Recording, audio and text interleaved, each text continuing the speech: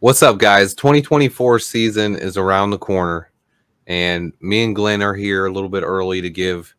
I don't usually do this. I don't put as much. I know people do it day one usually when schedule comes out. They're marking down wins and Right. losses already, and I usually avoid doing it right away. But people do want to see it. People always, Swift, what's your record prediction? What's your prediction for the year? So I got Glynn Morgan here, and I know first we're going to talk because I know Glynn is saying a lot of fans out there are already writing down those wins for weeks 1 and 2. And I think that's important. That's something that's going to be talked about a lot heading into this season. And I've said it myself. I mean, the Titans, me and Glenn actually chopped it up a bit before I started recording here. And we're talking about this as well. As normal year, I would probably be a lot more scared of the Titans simply because they have the turnover this year. They do have a new coaching staff, but it's a team that has some talent. I'm still taking the Bears on paper over the Titans, but Glenn is going to tell you it's not an easy one. It's not a rollover. This is a team with some talent. They did lose Derrick Henry, but they replaced him with Tony Pollard. I mean, they also signed D Hop. They got Calvin Ridley. They got a lot of talent on that team. Glenn, what are your thoughts as we going into week one against the Titans? Yeah, I mean, you pretty much talked about a lot of what I was conferring with you over, before we began this. And I looked at the schedule and I'm like, initially, I'm like, okay, yeah, I'm like, I don't know. Because everyone went to Texans because of how they finished and the players that they have gotten since the draft. Mixon they picked up, and they've also picked up Stephon Diggs, most notably over in Houston. And so you're thinking like, man, the defense another year. Will Anderson getting better? They picked up Danielle Hunter, so now they got better on the side. I mean, they picked up in areas where it seemed like they maybe been a little bit weak, or they're stronger in areas where they were just average. And it's like, and then they'll get Tank Dell back healthy even after the gunshot wound. He appeared at OTA, so it seemed like he's on the mend well enough that he'll be able to be a strong participant once the preseason and the season begins. So a lot of Bear fans are like, I don't know about the Houston game. And we're like, if we lose that one, I don't think we're really pissed as Bear fans per se. But week one, you want to win you want to week one anyway, because it's week one. You want to start off good. And you got it at home. You want to even win it that much more so. And you want to begin the new era, the new regime off with the win. And I got to sound like my guy from Game Day, the older guy, Lee Corso. Oh, yeah. Just 1 minute. Just hold on a second. Hold on a just second. Hold your horses for a moment. Yeah, hold on a second, because when you look at the roster and you understand who the new head coach is, and the new head coach is probably going to be the de facto coordinator, and that's Brian Callahan. That's dad. Also was in a Super Bowl with the Raiders back when they lost to Tampa Bay Buccaneers. But his dad's been a long time NFL coach. I think he's still coaching NFL as well. So he comes from a strong tree and the connections with the Shanahans, and he's been in Cincinnati, I think, for at least the last 4 or 5 years. So he definitely was on the roster as far as the coaching staff when they went to the Super Bowl.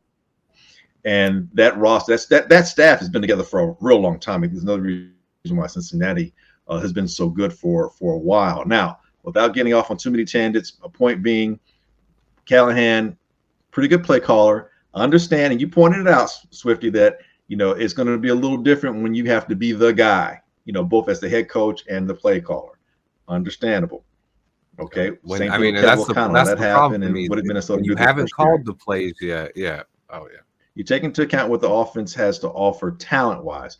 Will Levis, although he was picked in the second round, taken in the second round, at one point he was considered a strong top 10 candidate. I'm saying the year he was coming out. So yeah. He's a very talented quarterback in terms of athleticism and the attributes he brings. And keep in mind, his first game, I think he threw 3 or 4 touchdown passes his very first game.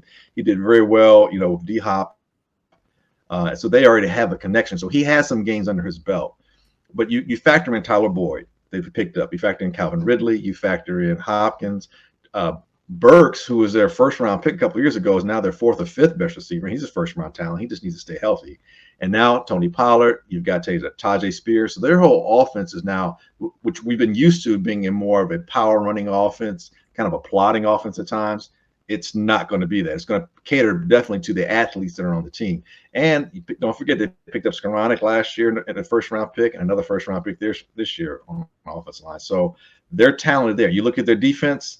no discernible red flags. So I'm just saying it's not the cakewalk. Now, keep in mind, we won't know what their offense looks like. It's going to be difficult for our defense to prepare for a team we haven't really seen. They don't know what our offense looks like. Understandable.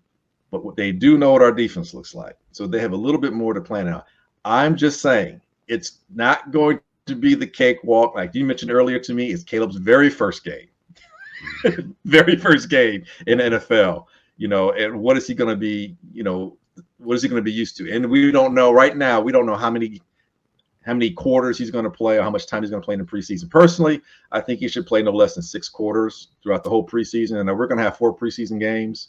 So I think at least 6 quarters I'd like to see him play. So I'm not trying to be a negative Nancy. I'm not trying to be a Debbie Dowd. I'm not trying to piss in everybody's Cheerios. But at the same token, I'm not going to tell you it's raining if I'm pissing on you. You know what I'm saying? So I'm going to keep it real. I'm going to keep it very pragmatic. It's going to be interesting. That being said, I looked at the schedule, and I think conservatively, I think 9-7. I expect 9-7, but by the same token, I don't expect a big drop off if we don't. I mean, not 9-7. Excuse me, 9-8.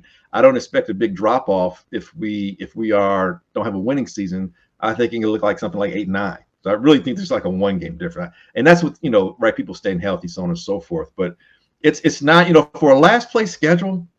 It's not as easy as I would have.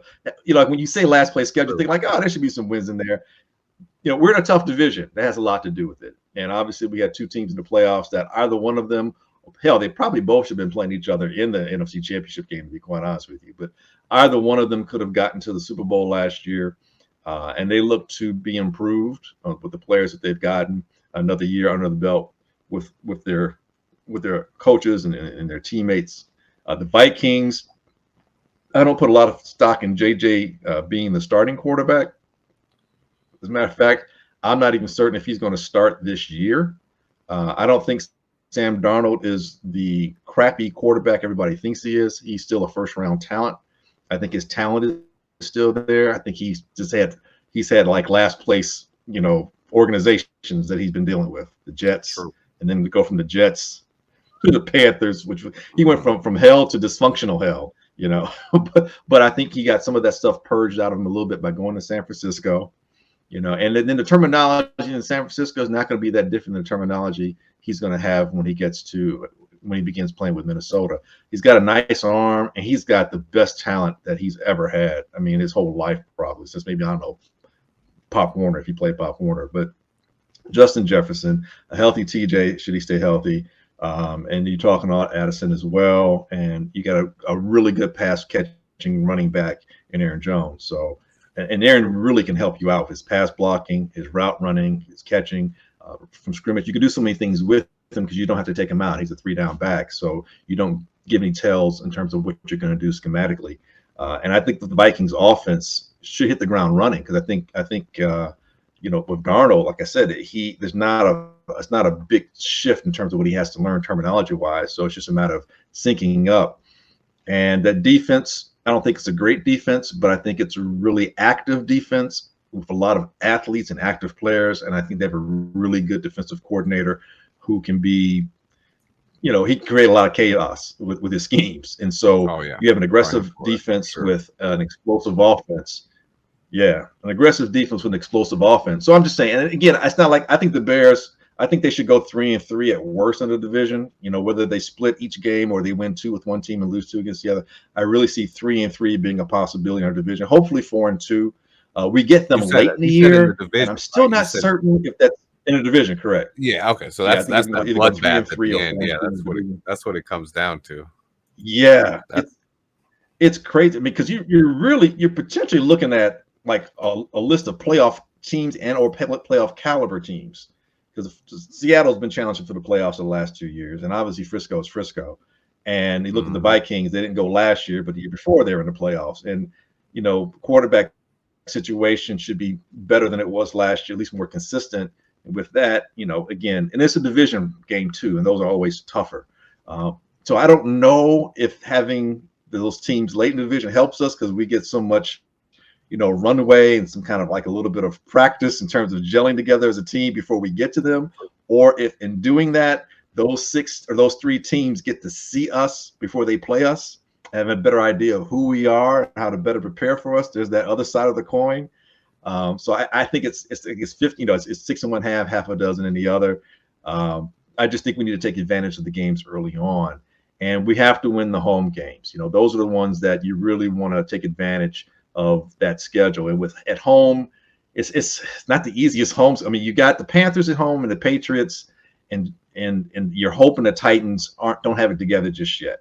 So those are 3 games that you're hoping you're winning. The Jaguars, I don't know who they are. I don't know what Jaguars. You got to throw the Pats in there too. Yeah, that's what I'm saying. Yeah, the Panthers, and the Titans. You hope you win those 3 games. You hope you're going 3-0 with those guys. I don't. Again, the Titans. It's early on, so hopefully they don't know who they are yet, and that works to our benefit. The Jaguars, that's in London. That's a tough one because it's a home game, but it's not really a home game. It's really a home game for Jacksonville if you really want to get down to it, because they're there every freaking year. Exactly, so they're used to that. Yeah, they're used to that travel. They're used to the travel before and afterwards.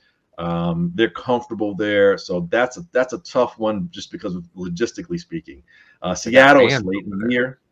Yeah, they got fans. Yeah, most definitely. I mean, I think the Bears do too. We've always done well. I mean, hell, when I was a kid, I was in London the year the Bears went to the Super Bowl. I was there right before the playoffs happened, and they were big time Bear fans. They actually like the city of Chicago, all the lure of Chicago and all its lore. And I said lure, but I meant lore. All its lore and everything that comes to Chicago. They were even talking about Al Capone back then, which was crazy to me. But so Chicago does travel well, and they used to go to London too, during the preseason back in the day. So they've built they've a bit of a fan base there, but I think just being physically comfortable with that trip, that'll be new for this whole this iteration of the Bears. It'll be new for them.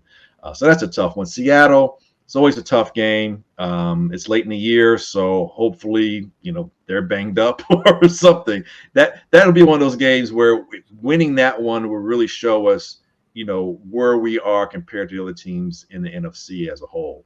The Rams it's gonna be a bit of a tough one. I mean, they're a playoff team. They've got more talent. Just a couple of years off a Super Bowl. Yeah, just a couple of years off Super Bowl. But the coaching staff, the head coach is still there. The quarterback that makes a difference is still there. But we've played Stafford. Actually, I don't know if this iteration has really played Stafford. I'm thinking as a Bears traditionally we have, but it's a tough one, and you got the three games of their division, so that's tough. The road games, you're hoping Arizona is a win and Washington's a win, and Arizona and the Bears, they're almost equal in terms of where they're at right now. They're both kind of rebuilding.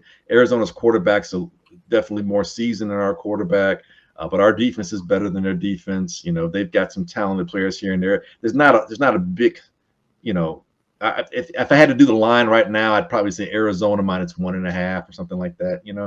It's pretty close. But Frisco on the road, that's going to be a problem. Houston on the road, that's going to be a problem. The Colts, that's one of those teams like the Texans where I think people are looking at the Colts as where they've been, kind of what they've shown, but not necessarily where they might actually really be.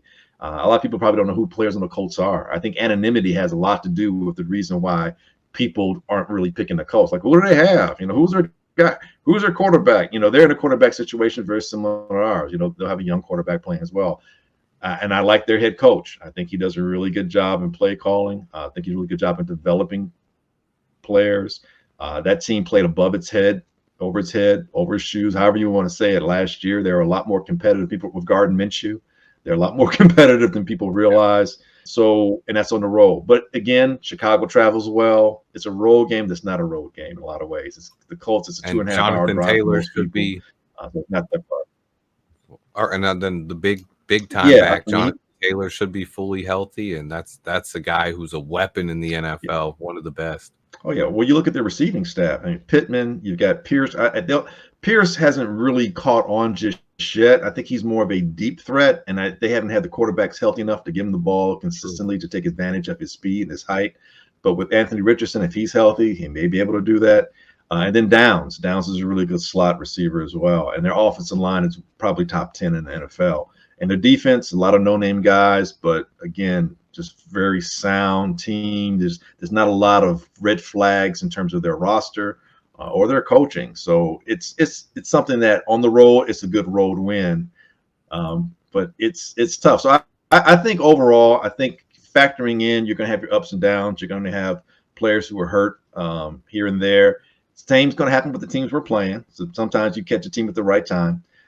But we have some of those schedules where we have some of those games within our schedule where there's a short turnaround, and we're going to have to see how that's going to affect us. Conversely, because of that, there are a couple of games where we have 10 days off. So it's going to be catching people at the right time and us being prepared to take advantage of those opportunities and be opportunistic with our schedule.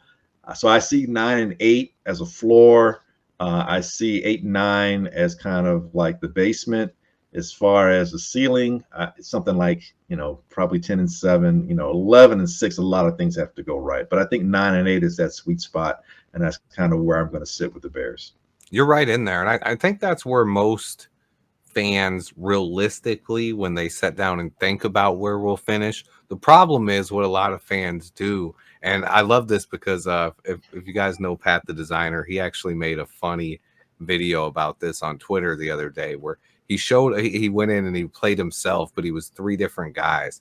And he was like, all right, so you guys say we're going to win 9 games this year, right? And they're both like, yeah, 9 or 10. So then he went through every game. He's like, first game, Titans. They're like, dub. Now we get Green Bay. The who? Dub. Bear